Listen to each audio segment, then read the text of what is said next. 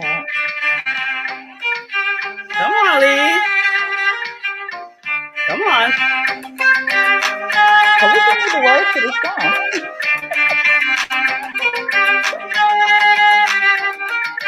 Come on, girl.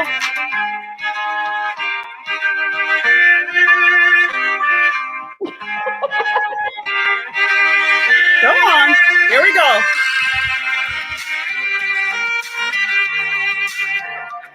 I like it. Come on. I like that.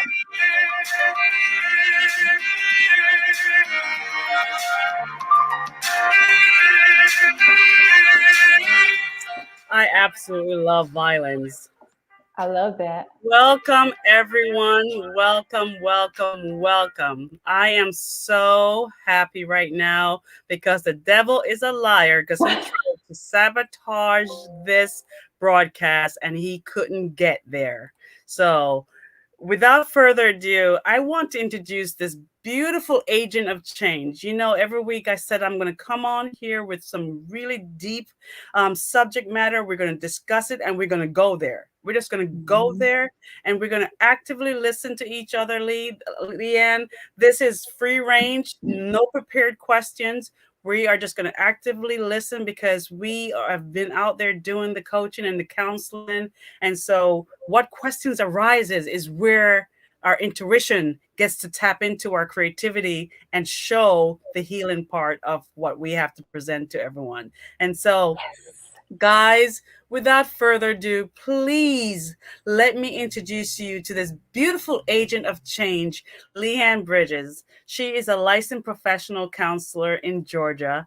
She graduated from Argosy University in 2012 with a master's in art in community counseling and has for over 8 years of experience working with clients experiencing a variety of issues. Now, Lei-Ann is experienced in offering support for parenting issues, self-esteem, motivation, healthy communications, addiction, anger management, and spiritual and religious issues. She described herself as a compassionate, spiritually grounded person who recognizes the innate ability to heal emotional and mental wounds. While healing requires dedication and hard work, she believes healing can have exciting and fun moments. And that's what we're going to tap into today. So Lei-Ann is trained in trauma-focused cognitive behavioral therapy and other cognitive therapies, mindfulness, eye movement desensitization and processing, EMDR, clinical hypnotherapy, solution-focused therapy, and dream analysis. Oh, that was a mouthful, huh? That was a mouthful. I have to say, you know, my own confession that I have done every single one of those because there were times in my life when I needed to go in and get professional help. And that's one of the things I want to announce first and foremost to everyone. It is okay to have a recognition and awareness that something is not right with your cognitive processing and that you need to go in and seek the professional help of another. And so, without further ado, guys, please welcome Lei-Ann Bridges. Yay. I'm so happy to be here. Oh, my Lord. You know, I almost got tired listening to you introduce me. I'm like, what's talking about me? I've done a lot of stuff. Oh, my goodness. And guys, if you have questions, make some comments in the comments section. If not, just go ahead and sit back and just enjoy the ride. What is it? What is that?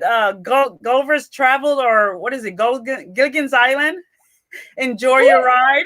Please don't bring up Gilligan's Island. I was a Gilligan's Island child, and I was so frustrated because Gilligan could never do anything right, and they could not get off that island. But I was still gonna watch it the next day. I don't know. Exactly. I love me some Gilligan. He was skinny, so skinny. That's all I remembered. He was a skinny.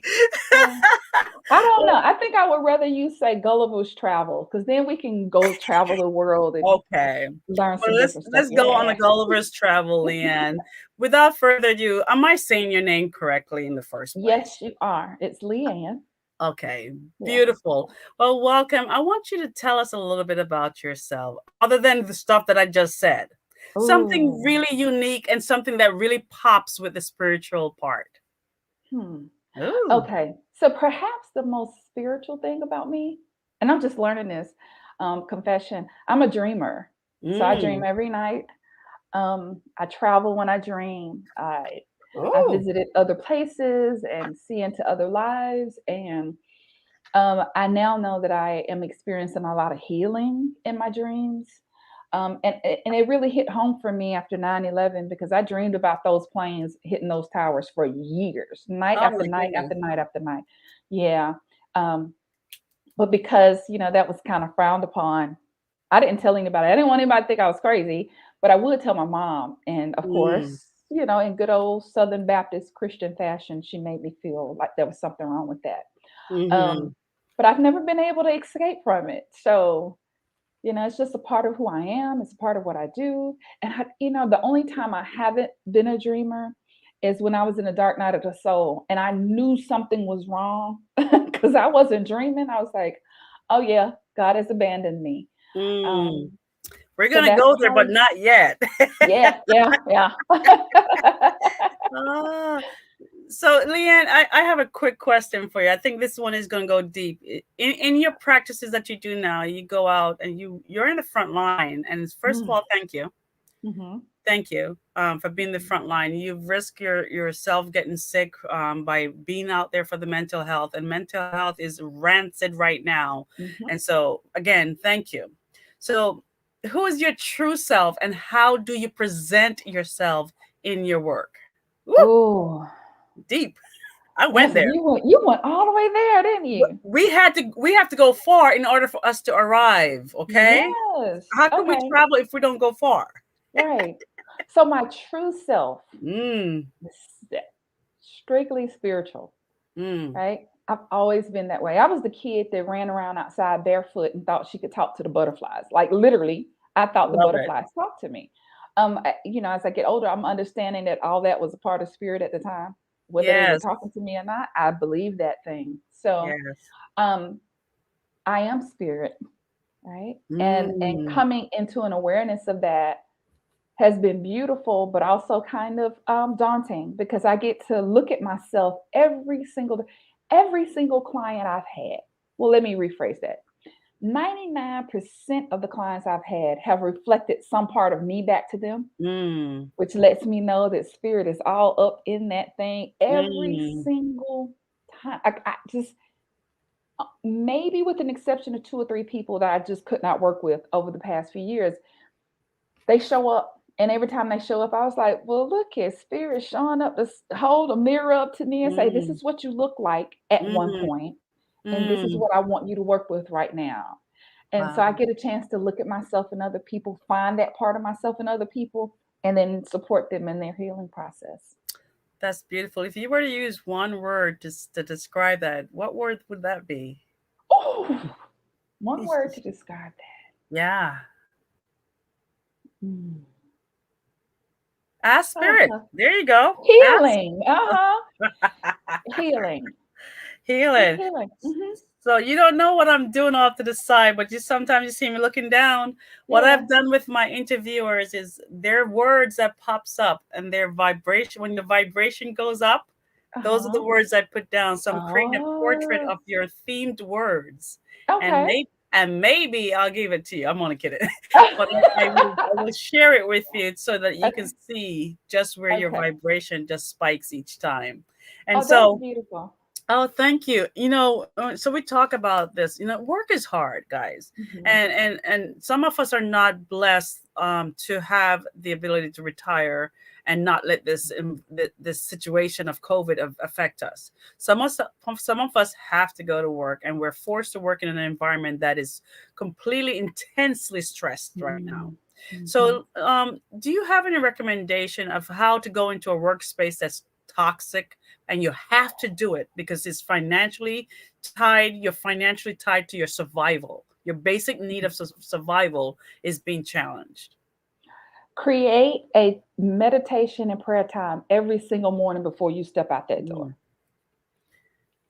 yeah. Whether it's sometimes people when you say meditation and prayer, they think you have to be somewhere dark and hold hands and sing kumbaya. No, if you're Hmm. brushing your teeth, make sure you're in connection with the divine when you're doing it. Yeah. When you're washing your face, be connected. When you're putting on your shoes, you're dressing. So it may take you a Mhm. little bit more time to get out the door. Yeah. Use that time to ask for Hmm. wisdom throughout the day. This is where I'm going. You know how I feel. This is a stressful job. I need your support. Guide me, show me, teach me. Every moment of this day, I'm relying upon you, Spirit, to get me to the Hmm. next step. Right? Because if you got to do it, you got to do it. Yes, yes. It's funny you say that because I did a heart coherence meditation on Monday. Ooh, Actually, it was Tuesday morning because I couldn't sleep. okay. So in this in this coherence, I talk about really going into your heart and asking your Mm, heart space, connecting with that unconditioned vibrational love that's in mhm. that space. And now not everybody can feel that. Not everyone has Oh, that ability to feel because stress, anxiety, fear, all that stuff has blocked their flow of unconditional love, and we mhm, all have it. And when we mhm, tap into that unconditional love, we have flow and creativity, and things starts to work despite the condition. So despite COVID, despite the stresses that are going on, we can still have some kind of peace in our body. And so when you work with your clients, Lei-Ann, how mhm. do you help guide them to finding that peace in their heart? Oh, we I'm a might not space come back. holder. We're going to China. Right. I'm a space holder, right? Like Mm. I hold that space for them. I have this one client. Well, she's the only one that expresses it to me with as much intensity as she does. She hates to see me smile when she's crying, right? And so I had to explain to her, I was like, dear heart, I can't cry with you because I know what's on the other side of this for you simply because you're Ooh. sitting in this space with me. So I hold a Ooh. space. Right? It's like my Right. mom used to sing this song to me and she messed it up and she said, I'll be standing in the gap for you, standing in the gap for you. And I was like, okay. She passed on. She made her transition. I listened to the song. It sounds nothing like that. But that's the, when I'm working with people and I invite people in, spirit into our sessions, I know Yes. I'm just a space, I'm just holding a space. So my Mm. energy is high enough to see what they're going through, but also to know what's on the other side of what they're dealing with. Mm-hmm. So you talk about the fact that you do trauma centered care, Yes. and so and you already see the other side, but you Mhm. don't want to. As a life coach, I can't tell them, even though I know the answer. Oh, Mhm. I have to just smile and say, okay, how can I get the person to realize by asking Mhm. open ended and powerful question? How can we ask that question to help them at least take one step on the bridge? And Oh, yes. so with trauma though, can you tell us a little bit about what goes on in the mind when trauma is going on? Oh, okay. So that's Mm, a very complex question because trauma impacts everybody differently. mm, I have clients who've been traumatized and they refuse to accept it as trauma until we actually go back through the process of what actually happened mm, and defining what trauma is for them. right. So, in the mind of someone who's traumatized, they could be in denial, Mm. right? Here's the one that's not popular that my clients really want to claw me out for sometimes Oh. is acceptance of responsibility of anything that has happened to them. No Mm, one wants to hear, I need you to number one, put the correct label on what happened to you. mm-hmm. Right? And then I need you to accept responsibility. No one wants to hear that because Right. it's like, I didn't bring this on myself. It's like, no, you didn't. But what responsibility means is your ability to respond to what happened to you in the moment was in a deficit. And we Mm-hmm. need to fix that deficit so that you can then see that the trauma really didn't, even though it caused you a little hurt and some pain, it really didn't harm you. Mm. People don't want to see that. They don't initially they don't want to see it, feel it, hear it because we get accustomed to the trauma as a way of being in the world. Yeah. Right? Because it's a knowing. It's yes. It allows you to know something. I tell people all the time, y'all know I got issues. And I am so happy because I know. And Uh-huh. they think it's funny, but I'm like, no, I know it's an Mhm. anchor. And so for people that are in a more serious tone to this message that I'm trying to bring across is when people are in trauma, they are denying, but they know Mhm. for Mhm. sure that there's something wrong. Mhm. As long as they know something is wrong, they can go into their and they know their bodies and their mind are automatically responding. They Mhm. know that if they just do these stirbs, and I'm going to ask you to explain what stirbs are to to the audience. They do these stirbs and they figure that they can coexist with normal. Mm. So how do you get them to realize that these stirbs, even though it's been there for so long, how do you get them to stop the stirbs and really take that step, that second step across the bridge? Okay, sis, you're gonna have to help me with something. What is a sturb? Short term, Okay. energy release behavior. Oh. Short term, Ooh. Ooh. energy release I like behavior. that. I like So that. they are doing stuff like watching TV, binge watching, leaning back like this, Yes. and the TV makes them feel numb. Yes. Or they're sitting there with a bag of chips, which I don't have because there's no chips in my Mhm. house. They're sitting there eating Ooh. because when they eat, it makes them dizzy, and all that carb load makes them go to Mhm. sleep. Or Mhm. they are smoking something that makes Mhm. them go into a different space. So Yes. those are Okay. called short-term energy release behaviors. I like that. Or even guess what? Guess what's a stir? Having just going out and just having sex, unlimited sex with different partners. Now, Yeah. if you had one partner, that would be great. You Yep. know what I'm saying? But no, they go find different partners, and Mm, because it's a stir and it's distracting them and it's getting them there. So that's what a stir uh-huh. is. That was a Okay, long good. answer, girl. That's okay. That's what also what we call a coping mechanism, right? Yes. So, okay, so I'll try to make this as simple as possible. The brain knows how to protect you. That's the jobs, that's the job of the brain. Protect the individual, Mm, right? So if you're feeling overwhelmed and something you discover something that makes you feel good, your brain's gonna say, hey, that's protective, go do it. Right? mm, But at the same time, the brain also knows you're doing too much of this, right? People know when they're out of line. We mm, people who come to me, they have their answers. They come to me for support to help pull it out so they can then do what they need to do with it. Right? yeah. Now, word of caution for people who have been traumatized. If you are not a professional and you Yeah. don't know what you're doing, do not attempt to make a person say, well, yeah, you're right, I was traumatized. And I really should be jacked up behind that because now when it all comes crashing down on them, how are you going to support them through that process of actually Mhm. dealing with the trauma? Right. Right? Exactly. If you find that you are, I like to play the game on my on my phone, right? That's what I do before I go to bed at night. I like to play the Mhm. game and all this kind of stuff. It's okay because it gives me a way to decompress from the day, listening to everybody Yeah. else's stuff. I do a lot of soul work all day long. I need Mhm. mindless behavior. Yeah. If I was doing that all day and it interfered with my processes, then that means I need help.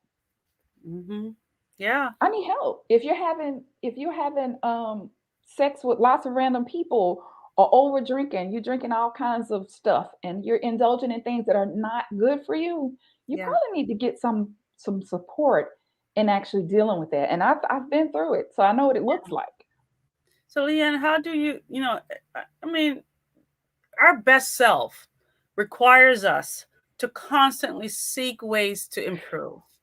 So, when we realize that we need help, but pride and Mhm. guilt or shame shows up, when these Mhm. I call these sons of a bitches shows up, they, Uh-huh.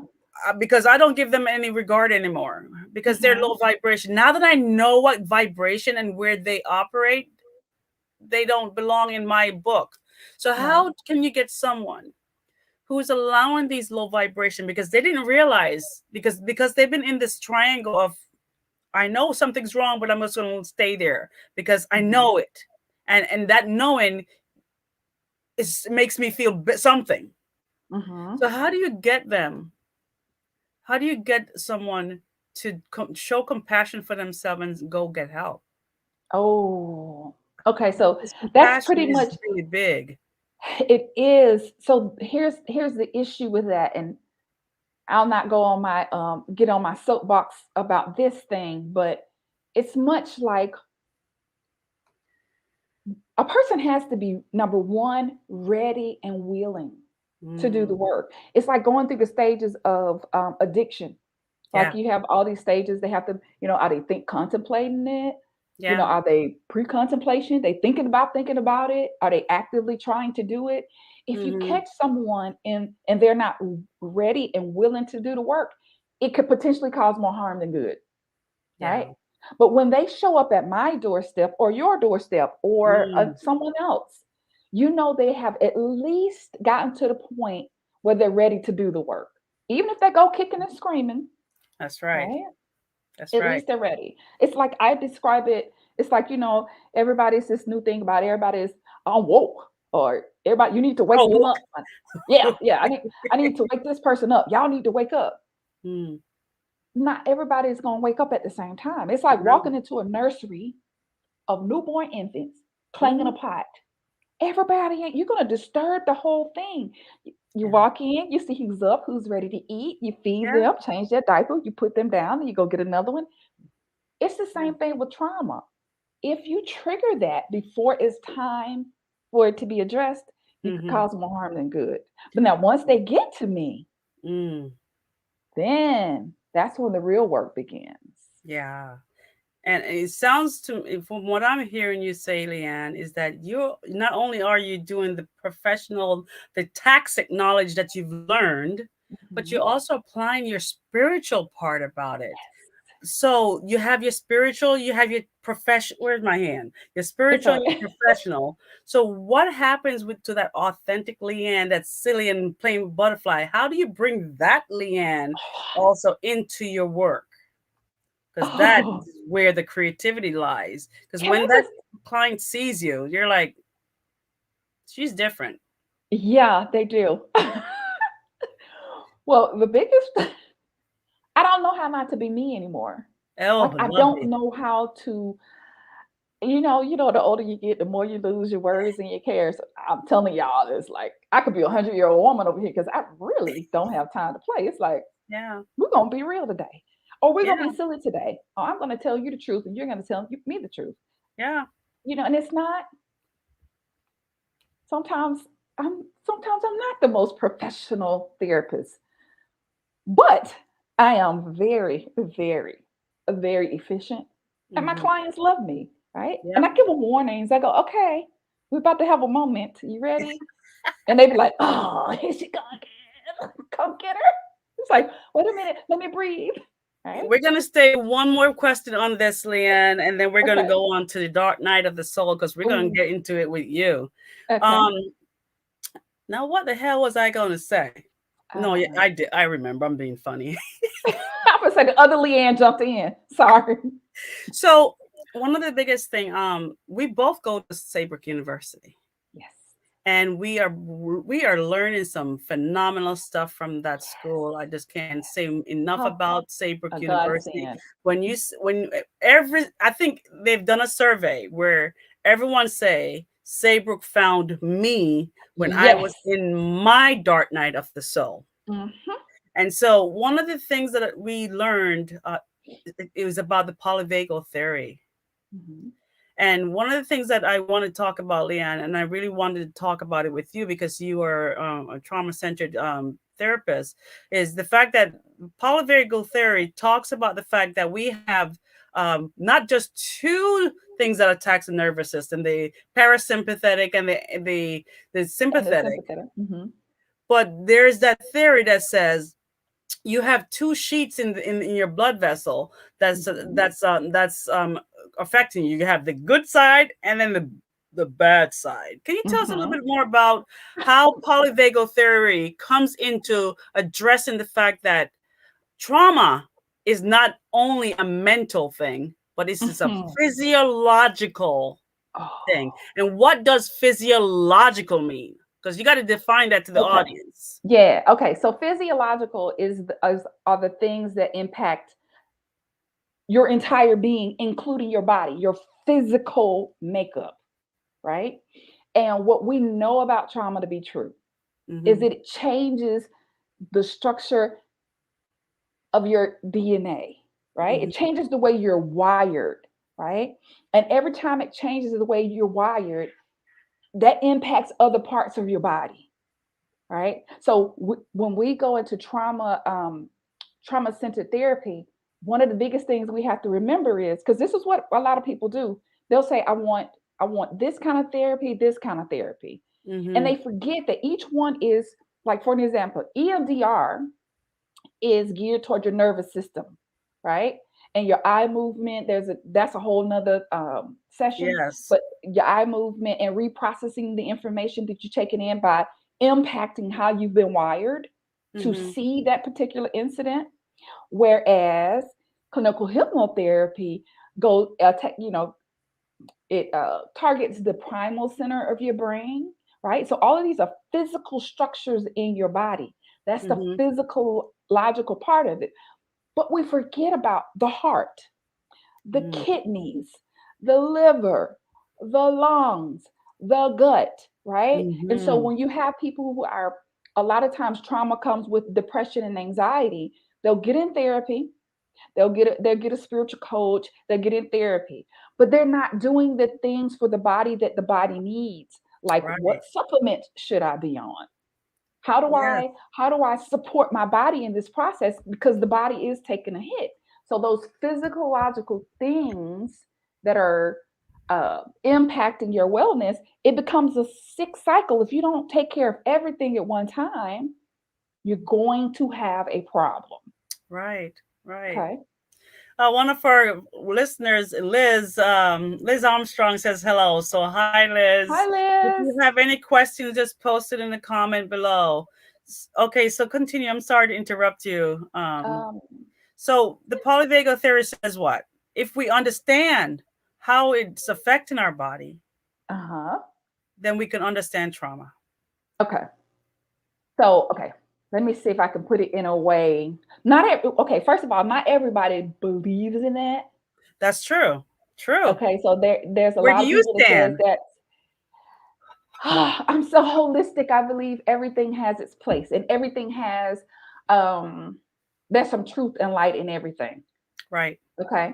So, okay, let me see if I can give a good example for people who, okay, so you have in your nervous system, you've got your central nervous system, you've got your parasympathetic nervous system, and your sympathetic nervous system. When they're off, that's when Mm-hmm. people start to have anxiety, depression, that kind of stuff. Yeah. The if your amygdala has been what we call on fire, if it's been put on fire, and you have a hard time extinguishing that fire and getting um calming it down so that you can't actually manage the anxiety or whatever that you're Right. thinking is going on. Okay, so but with the polyvagal theory, what they say is that because both of those are supposed to be meant to calm the body down, like that flight, fight, Fight, freeze, flight, or yes. Yeah. it's Fight, another flight, one now. freeze. Right, right, Well, right. yeah, fight, flight, freeze, or oh, I don't remember the fourth. There's a fourth one. You're right. Uh-huh. It's there. They just added another one. So for me, in the perspective that we've used it in, the polyvagal theory would go more in line with that. So the polyvagal theory would say uh, you'll have stomach issues or digestive issues, or or dissociation, where you feel Mm-hmm. like, okay, the overwhelm for what's happening is too much for you, Mm-hmm. right? And you have started having chemical reactions in the body that don't they don't have a calming system. So it's like, Right. I think so, one of the okay. biggest thing they're saying about that though is even though not everyone supports it, they're pointing leading to one most important thing is the breath. If we can control the breath, Hmm. it can start relaxing those nerves in our body. Right. Yeah. And that does work. That's what we call block breathing. and therapy. Okay. Tell us about Right? that. And then we're going to shift over to you, my friend. So block breathing, and the way I explain it to clients is you have to do your own, find your own count. But it's Mm. breathing in your nose to a certain count, holding it for that same count, blowing out through your mouth for that count, and then don't do anything for the next count. So there's in 4, hold 4, out 4, wait 4, and start all over again. Mm-hmm. Right? Okay. The reason why that works is because it's sending signals from your brain to the rest of the body to calm down, in particular your heart, which is Mm-hmm. why it's so important to know the connection between the heart and the brain. So Mm-hmm. it's telling the heart, it's telling the whole body, calm down, Yeah. you're safe, you're okay, even though you may not feel like it, right? Mm-hmm. And it takes practice. Some people have to breathe into 8, some people 7. It takes practice, but you're sending signals throughout the rest of the body to calm down. The more you practice it, the Mm-hmm. more natural it becomes. Now, Right. if you have extreme anxiety, I'm talking about the debilitating kind of anxiety, it may not work as well as you want it to. But Right. as the anxiety starts to ease itself, you'll see where before the panic attacks even kicking in, you'll see that okay, if I use this particular thing, this breathing technique, I'll be okay, right? Nice. It works better when you don't have extreme anxiety, Nice. right? So, Liz, there's a question for you while you're talking about this. Liz just asked, let me see. Can you see the question? She said, how do we extinguish the fire for fight? Oh, That's a method. oh, So how do what we is one extinguish the fire? method? I would say what is one method of extinguishing that fight? Oh, okay. So this is what, and I'm assuming that you mean the aggression that may come with that. Yes. So some people respond to anxiety with reclusion, Yes. isolation. Some people actually want to fight you. Literally, they get Yes. really, really angry. More Yes. often, men have the fight response, women have the isolatory response. If you feel like you're having that moment and you want to fight, I need you to first of all find a mantra that you practice. Anything Mm, that you get from a therapist, from a coach, a counselor, whomever, please practice it before you need it. Right? nice. So if you know that you have the tendency to go into flight mode, or into fight mode, I need you to develop a mantra, a scripture, a passage, a saying, whatever it is Mm-hmm. that reminds you, number one, to check in with your body. Mm, Where do you feel it? Where is the feeling in your body when you want to fight? mm, All right. So mine is yeah. in my throat. When I'm ready Mm, to fight, it's in my throat. okay. And that so becoming aware of that, Yes. you can train your mind to become aware of that. And that goes back into a meditative or spiritual practice where Mhm. neuroplasticity says, and that's another theory that says Mhm. our Mhm. we can create new behaviors by rewiring behaviors that has become automatic because we've Mhm. allowed them over the years to become automatic. So we've been Mhm. living in a reactive world, but instead of living in a reactive world where we want to just fight because we're triggered, Mhm. neuroplasticity says we can slow our brain waves down and meditate and rewire. And so there are meditations out there that says when you get to, they're going to put a visualization in your mind. They're going to guide you through a Mhm. visualization and they're going to get you to that point where you're ready to fight. And there's a word that you're going to say to yourself. Mhm. Wayne Dyer, not Wayne Dyer, I think Joe Dispenza says change. Mhm. And I Mhm. say relax. My phrase is Mm. relax. Relax. Mm. So what word Ah. you use when you get to that scene? So you literally go into that meditation, and when your brain and your heart are slowing down, Mhm. when you're in Mhm. that slow wave brainwave process, that's where cognitive thinking comes, and therefore Mhm. you can rewire. But guess what? You can't do it once. You can't do it Mhm. twice. It Exactly. takes time. Yes. So Ha ha yeah, ha. Yours that is was relaxed. Mine is breathe. It's mm, like Lei-Ann breathe, right? nice. And it comes with practice. You can't just, don't think it's just going, oh, I'm not doing it right. There's no such thing as not doing it right as long as you're doing it with intention, right? Yes. Breathe.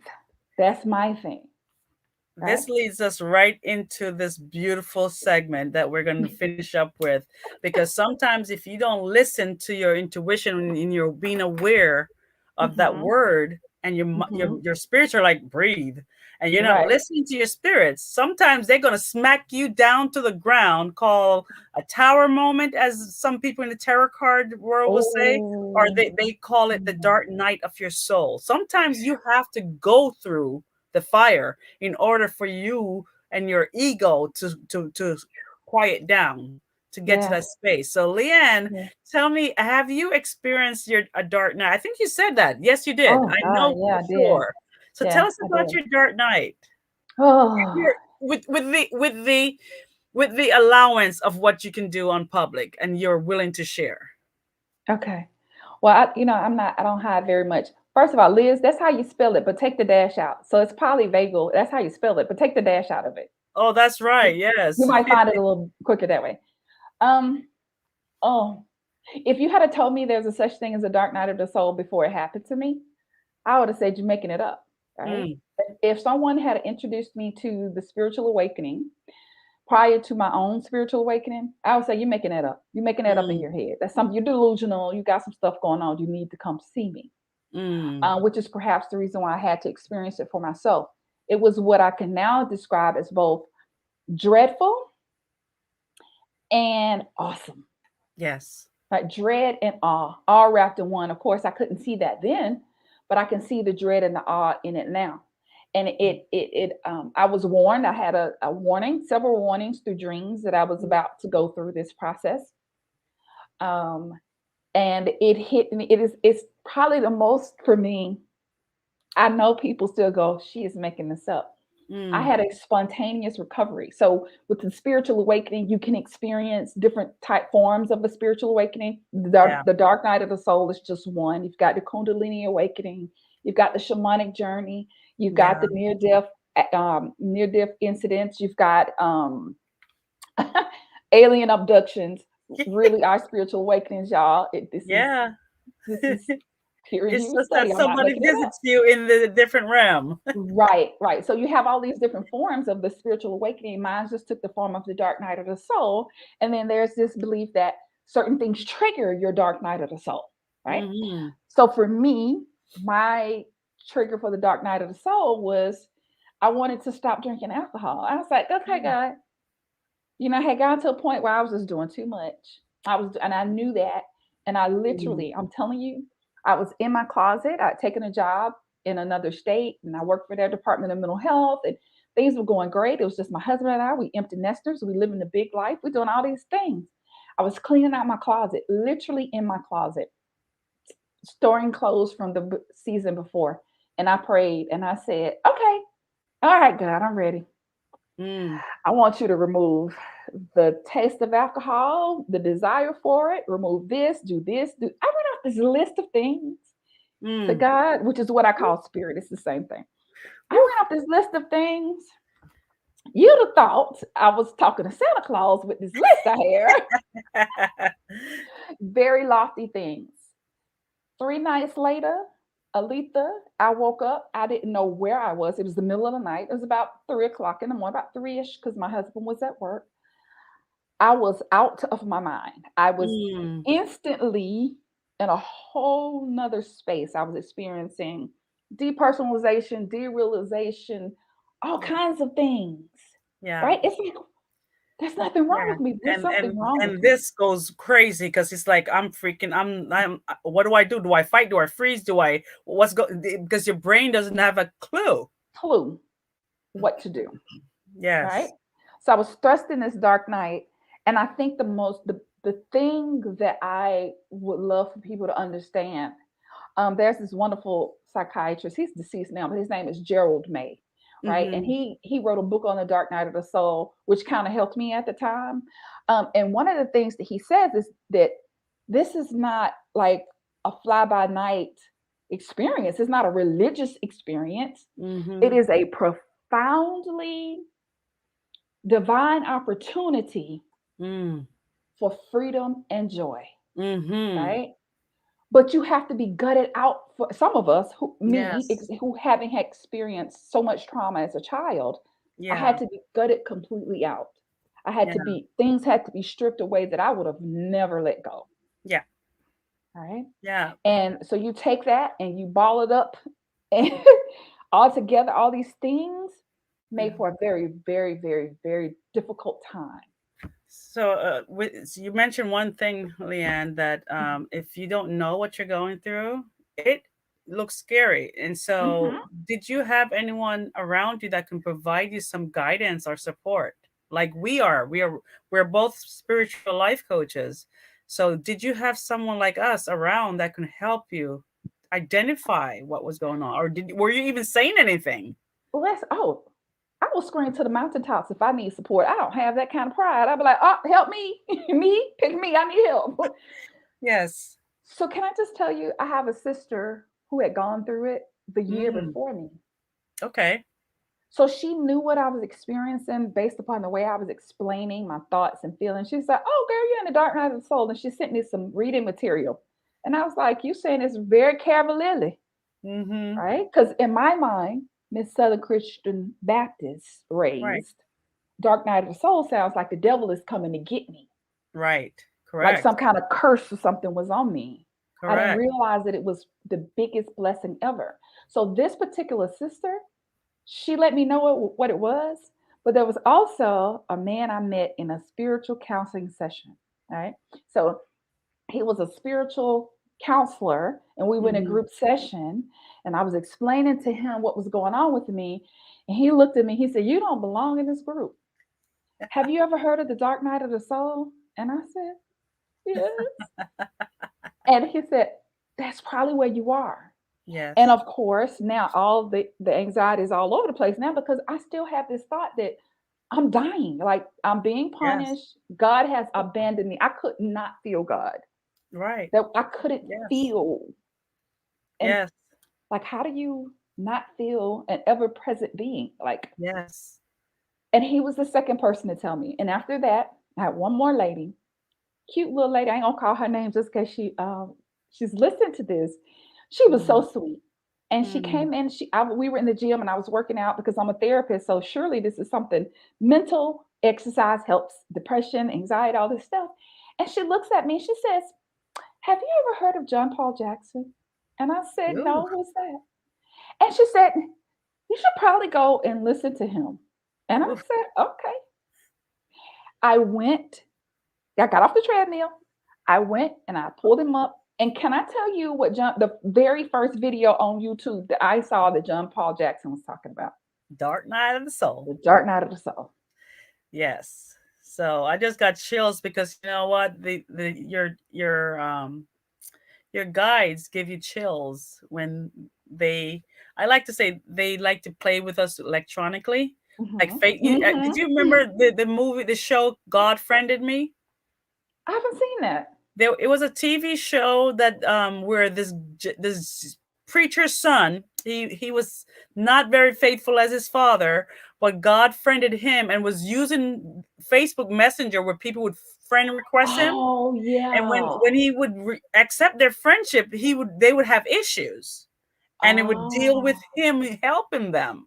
And so I like to say likes the divine likes to put use electronics to its advantage, Mm. especially when Mhm. you're in that dark night. It will put the right thing in your path right there, and the right people right Yes. there, because when Yes. you are ready, because it also goes back to any other therapy that you're doing or even coaching, you got to show up ready. And so when you Mhm. said you were ready, oh, Yes, I did. the floodgates came, and that's Ah. when you went through that experience of the dark Mhm. night. And so I Mhm. absolutely love it. So if you can go back to that period, you've already told me that you were disoriented, Mhm. you were your brain was all over the place, but what smells did you pick up when you were going through it? Oh my goodness. No one has ever asked me that. Is that who Yeah. does it? Yeah. Oh my God. I have a girlfriend who does that. Listen, can I just tell you, I was so empty. Mm. Nothing. No smell.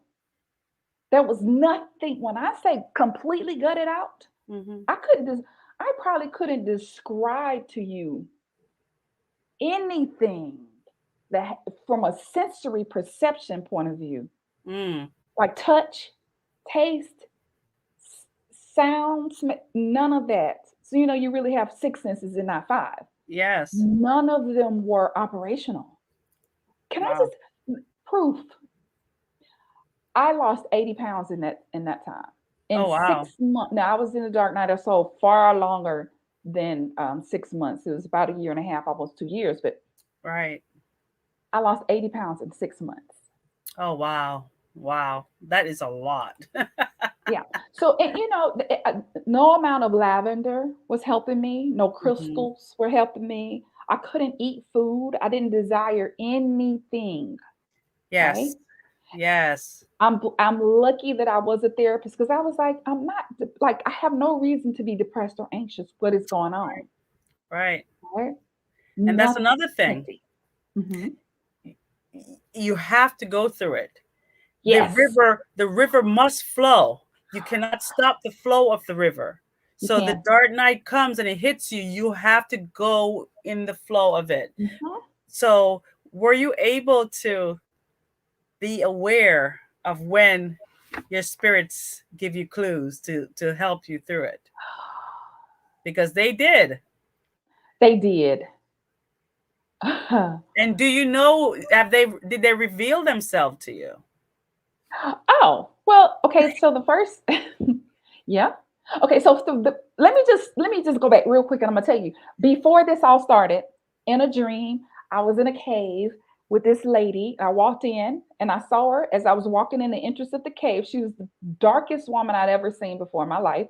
She had the longest, thickest curls laying across her that I ever seen. Like she was so beautiful. I was Mm, amazed, and she had on this cloak. All right. And mm. she's standing there and she's smiling at me.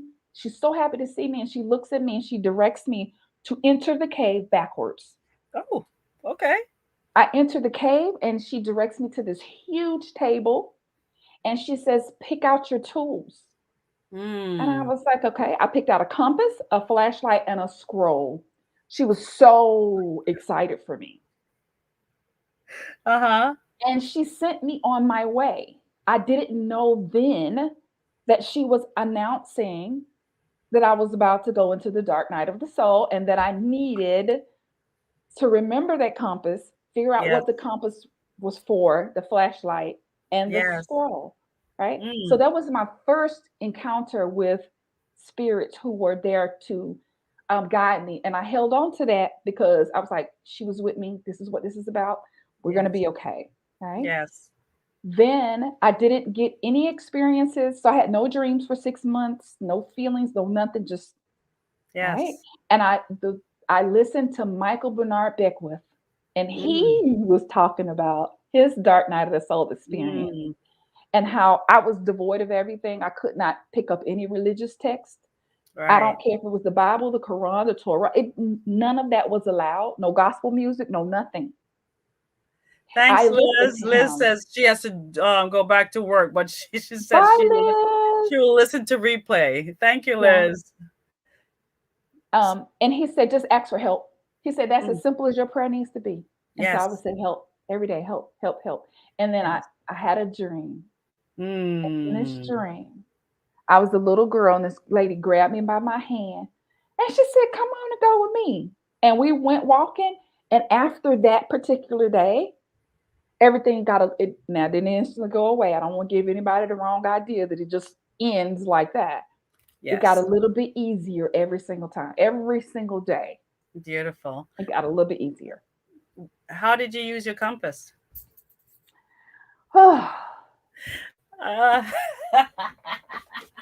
flashlight and the compass together meant I didn't need to know where I was going.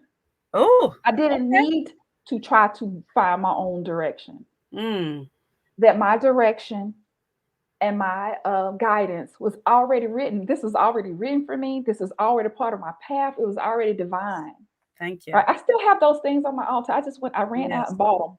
right? And Yes. those things are still on my altar, right? I Good. don't need to know.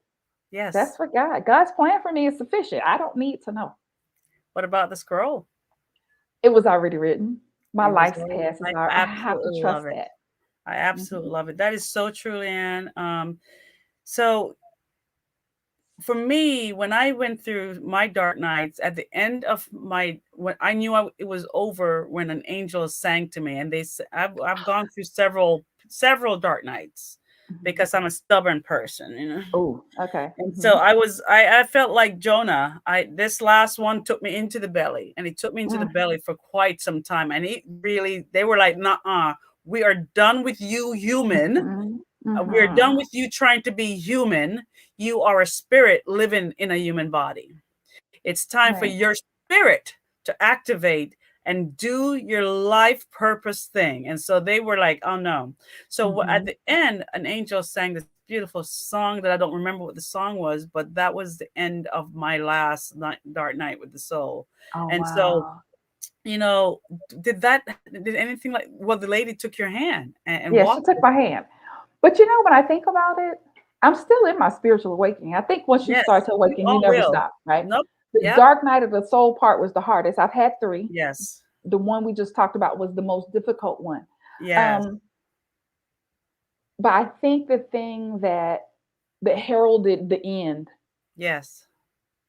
it was Valentine's Day, the year after this happened. Mm. And my husband and I I don't know what we were doing, but whatever it was, he said to me, I said to him, because I wasn't enjoying the day. And I Mhm. said, I didn't ask for any of this. Mm. He said, yes, you did. And I don't know when you did, but yes, you did. And it's the best thing for you. And you're Mm. gonna be okay because God loves you, right? Love Like, it. and that kind of changed my mind because I knew then in that moment that number one, I still had somebody with me in the experience because it does affect everybody around you. Yes. Right. And that's going to lead right into the question, Leanne. You have a beautiful husband, and you I guys are do. going on a new adventure about doing a Yes. podcast because you guys have been married for how long? 25 years. Blessed be. I love it. I Yeah. absolutely love it. He is my So, eternal love. Eternally, that's my love. Your twin flame. And a lot of people don't know what twin flame is and any of Yeah. that stuff. So when we talk about that, it's that love that's just so magnificent, like God.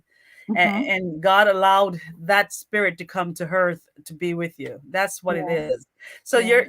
so the fact that your husband recognized that you were going through and still was able to be mindful and respectful of your space is Hmm. beautiful. And so Leanne and her husband, what's your husband's name again? Corey. I need to put his name down. Hmm. Corey. He'll say Corey with an E. Oh, okay, Corey. You and Uh-huh. your husband Corey are thinking about doing some podcasts about how do you guys make it through for so Mm. long. And of Yeah. course, no marriage is perfect. No. We do have issues, and so we want to support you when that podcast starts, girl. So you Okay. let us know. Um, One of the other things that I want to do is that we're going to do a rapid fire question, but there's one more question I want to ask you, my friend. Okay. How do you define self care and how do you present it in your day? Oh, self Yes. care is the ability to honor what you need on a spiritual, emotional, and physical level and then give it to yourself. Don't wait for Mm. nobody to bring it to you because they're not going to do it right. Even if they bring it to you, they ain't going to do it right. Do it for yourself. How do Oh. I do that throughout the day? I've created this ritual of making tea.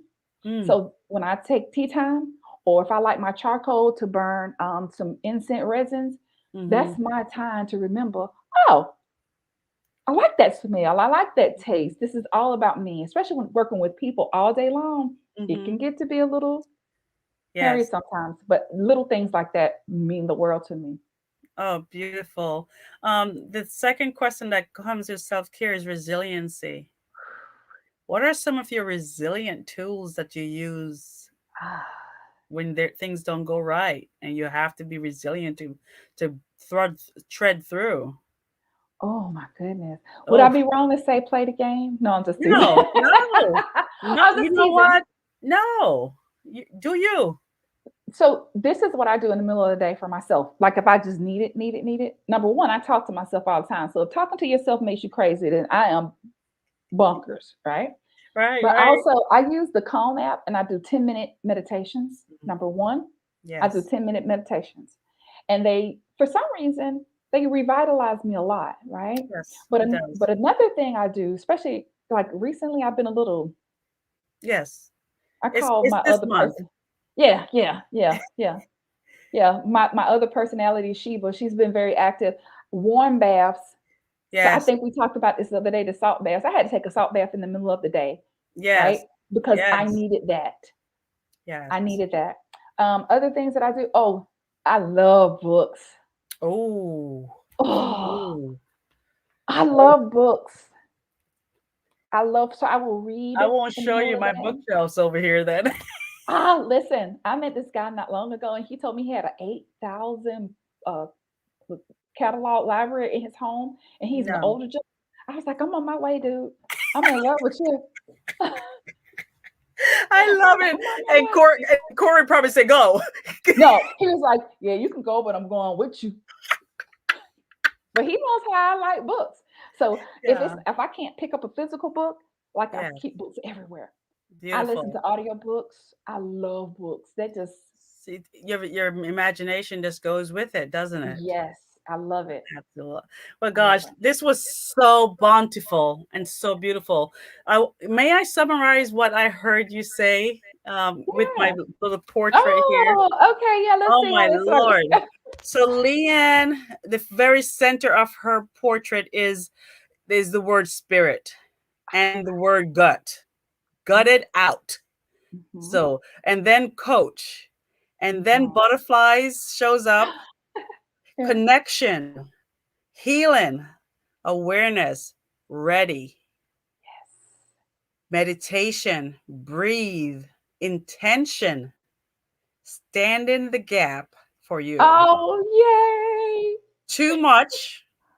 Um, and then, of course, the compass, the flashlight, the scroll, and the lady walking, block breathing, Mhm. books, baths.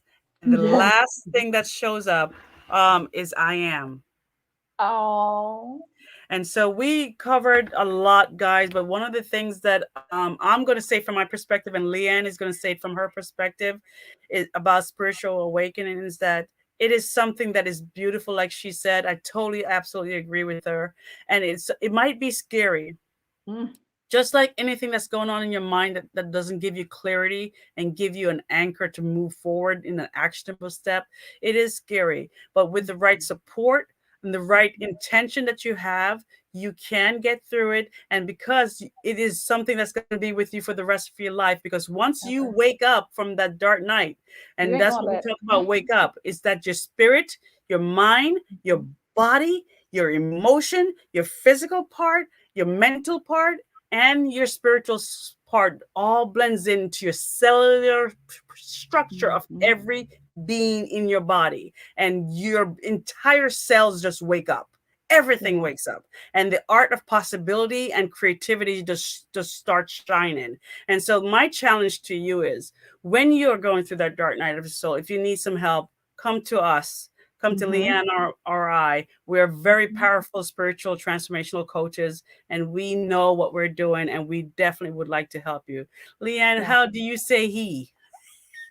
What do you mean? How do I say How he? say he? You know, in court, how say he? Oh. My brain hurts.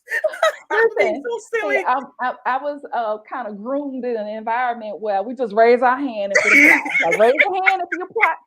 It applies to me. Okay. Oh I no. am I am dedicated to supporting people through their dark night because there were times I want to check out of this body. Yes. So I am Yes. dedicated to that. And don't give up, because these are Don't give some hard up. times. Yes. Don't give up. All right, you ready for your Yes. rapid fire? Oh, go Yes. ahead. Okay. No, Come no, on. no. You go Okay. ahead. One breath at a time, y'all. One breath. Oh, love it. Mhm. Absolutely love it. Uh-oh, rapid fire. I'm Let's going to go. you take a deep breath, girl. Ready? Okay. So the instruction is, when you hear the question, There, I'm going to give you two choices, two Uh-huh. words. You are Okay. to pick which word come to you immediately. No Okay. thinking, no rolling your eyes left or right.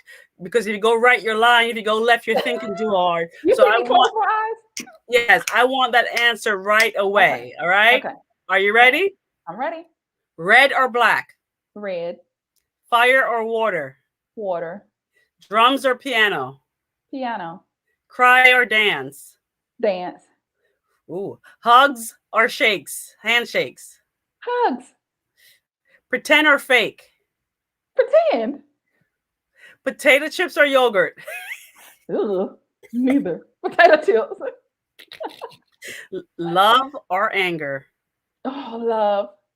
I love it. That was Yeah. beautiful. Lei-Ann, would you like to leave us with anything else in this beautiful setting that we just created? Yes. Honor yourself by asking for support. Mm.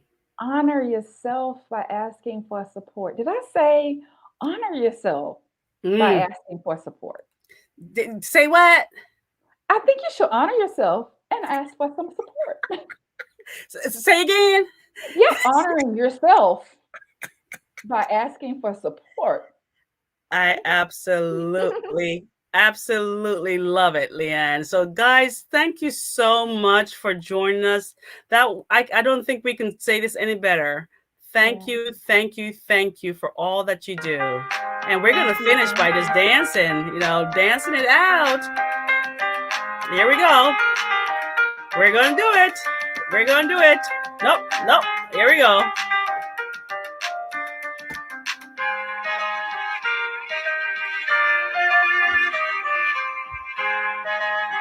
Now I want to learn how to play the violin.